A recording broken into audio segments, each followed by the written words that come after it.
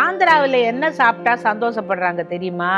அவங்க ஒரு தோசை மாதிரி ஒன்ன சுடுறாங்க. நம்ம ஊர்ல மசால் தோசை கொடுக்கல, அந்த மாதிரி அப்படி பெசரட்டுன்னுட்டு பயத்தம்பருப்புல ஒரு தோசையை வாத்து அது உள்ளுக்குள்ள ரவா உப்புமா வச்சு இப்படி மடிச்சு கொடுக்குறாங்க. எம்எல்ஏ பெசரட்டு டீஸ்கோண்டியம். அதுக்கு என்னெல்லாம் தேவைன்னு சொல்றேன்.